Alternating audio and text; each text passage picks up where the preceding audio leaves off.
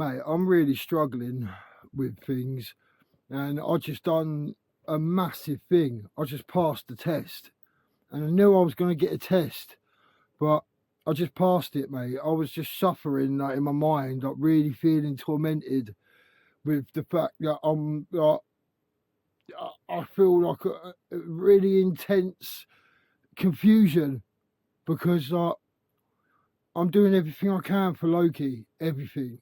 I care for him so much and I love him so much. I do everything for him, but he won't walk, mate. And now he's getting even worse. Like, as soon as he thinks we're heading back home, he just won't walk. And if I stand there, he'll just sit down and lay down.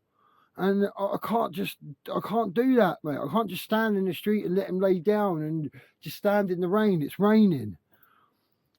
And so I have to shuffle him along, like I said yesterday. I have to kind of lift him up and walk with him so he moves, because he just won't move. And by doing that, he's resisting me and trying to stop me. That's hurting him. I'm in such an awkward position because now, because I am moving him, because I'm not just standing in the rain while he lays down and just chills in the street in the rain, like in the most awkward places as well, with people trying to get round us, and he just really knows what he's doing. He picks his places. Like, he's clever, mate. He knows how to wind me up, mate. He really does. And I'm trying to do everything for him, and it's like, now I'm feeling guilty because I'm hurting him. Like, I'm the one that's causing the pain, but indirectly, but it is me doing it because I've got the choice whether to pull him or whether to just stand there.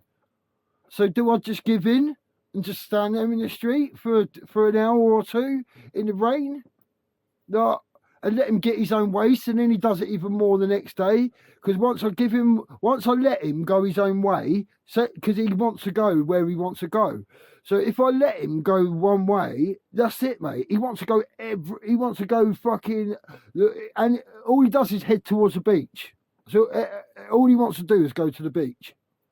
Always, he loves that beach, mate. He just wants to get down there. That's where he heads all the time, straight to the beach. If we're walking away from the beach, he's such a little shit, mate. And I can tolerate it to a certain extent, but now I feel like I'm hurting him. And when he does go, I'm going to hold guilt for that, because I already am. I'm already holding guilt for yesterday when he did it, because today he seems like he's hurting from it. So now I'm feeling like I've caused that. It's such an awkward situation, mate. And then while I was going through all this, I smelt weed, mate, and it's someone walking towards me that I know with a big joint. You want that, bruv? He offered it to me. I said, no, mate. I said, I do. I really do want it, but I've been a couple of days without it. And he was like, oh, respect, bruv, and all that. I can't believe I just did that in that moment. That was difficult. That was challenging. But now I really feel like drinking. I feel like drinking, mate. Yeah. I feel like smoking badly. But then all that's for nothing, what I've just done. And nothing's going to change. Everything will just go back to where it was.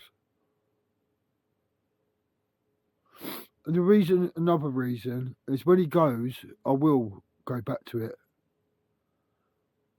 Now, if I haven't got that, if I'm already smoking weed, it's going to be something else.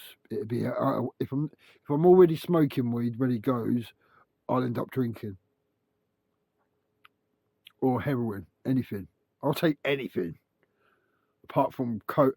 Don't really like coke and crack and all that, because it just makes you like anxious and all sketchy and all that. I don't like that feeling, man. I'll have it if I've got something else to come down after, but it's not really my thing. None of it's my thing, really. I don't want to be on anything. Do you know what?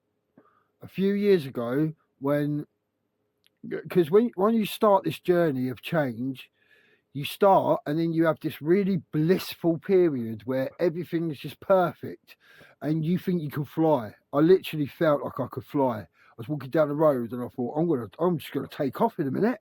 I feel so good, I'm gonna start floating in a minute, mate. Like, I really felt like that. And that's the happiest I've ever been in my life. And I didn't have nothing or no one or anything, like, but I found myself. And it's beautiful. And ever since then, I've been trying to get back there. But I realised that was just a taster. That was just to go, look, this is what it's really like. This is life. You haven't had no life since you've been alive. This is what life is. And it went, here go, look. Boom, took it away. And you're like, whoa, like, I want that. I want that. No drug. I've taken every drug there is, I think. Well, yeah, like variations of it, because you got like heroin and then you got derivatives of that, ain't you? Like different things that are of the same family. So opioids, and you get different things like benzos and all that kind of thing. So yeah, like I forgot what I was saying now. That's the drugs and everything. Yeah, that's it. I've taken everything. I've taken hallucinogenics, the lot, yeah. Nothing has come close to that feeling, the way that I felt back then. Nothing, mate. No drug. And ever since, I think that's why I ended up using the last time and why I'm on this medication. Because it got to a point where I started thinking I can enhance this feeling even more if I use. Like, imagine I took some ketamine when I'm already like this conscious. Like, I'll go to a different dimension. I did, but like it's still nothing compared to how I felt back then. Nothing comes close to that. So that's how I know that I'm better without all substances. And that's the goal, is to get off of all substances, mate. Because I bet that was when I was the most happiest, and the feeling I had was no drug has ever given me that feeling. It's attempted to, and I can tell it's kind of trying to recreate it in a fake way, but nah, nothing comes close to that. Nothing. There's no words in the human language for the feeling. There's just none. Like joy is the only one that I can, that even beauty and joy are the only things that come remotely close to it. I noticed my speech is getting a lot better since I stopped smoking weed. I'm a lot more fluent with things. So that's good. That's one good thing. Yeah, I don't know if you can see how raining it is out there. That's what I was talking about. I can't just stand in the rain like that. But then at the same time, I'm feeling guilty for pulling him. I'm not like pulling him. Like, if he really does resist me, I'll stop. You know what I mean? Or if he does want to stop to sniff something, I'll stand there for 10 minutes, 20 minutes in the same spot while he's sniffing something. It's when he stops and he just looks at me and waits for me to react to him stopping. So I've stopped reacting. Because I was going, come on, boy, come on. Oh, be good, boy, and all that. And giving him the attention. So that's why I think he kept doing it. And then afterwards, I was thinking, well, he's never ever got any reward for doing that. So I don't know what the incentive for him to keep doing it is. Like, I don't get it. He never wins. The odd time I let him go his way, but like he never wins when he don't want to. If I have to walk somewhere, I have to walk there, and he has to walk with me. It's that simple. But I forgot what I was saying, mate. Oh, my head's just really battered at the minute. Yeah, I'm having a weird one today, mate. Ups and downs, man. I recorded earlier and I was like, well, blissful after that meditation thing. Yeah, this is probably a long video. This is all the same day, but I need to get this out because I'm talking to myself, mate, and that's not good. Like, that's just feeding my ego mind, my left brain. Like,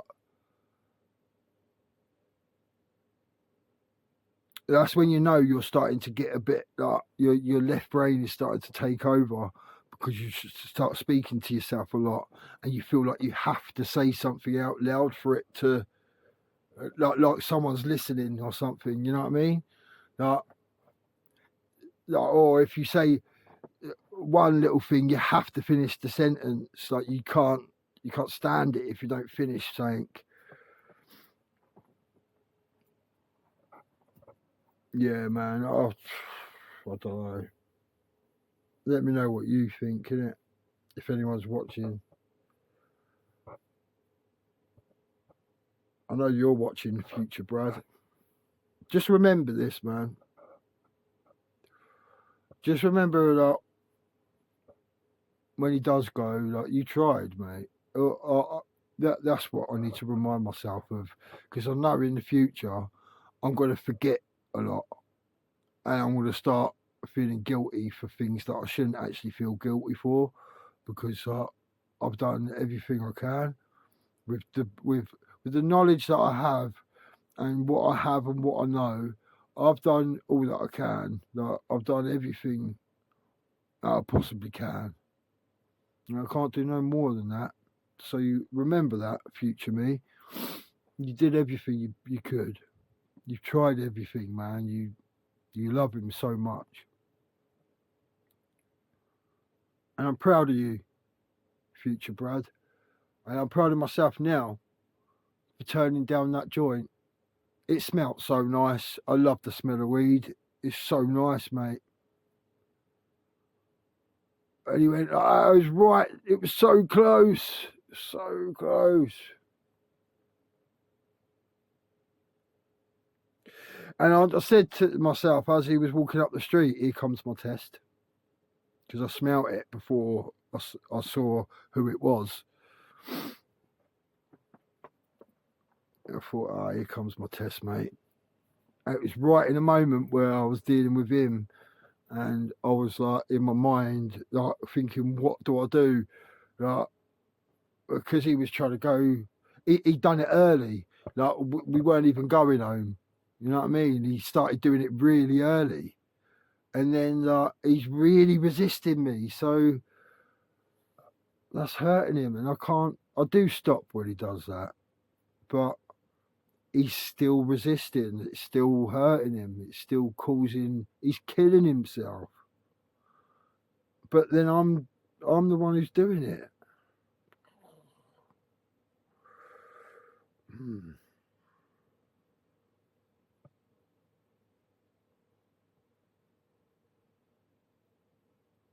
I accept it for what it is.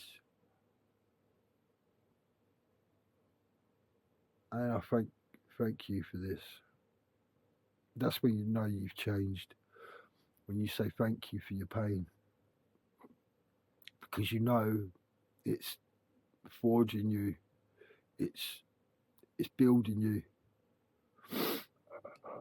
You know it's creating you. I've got an alarm going off somewhere.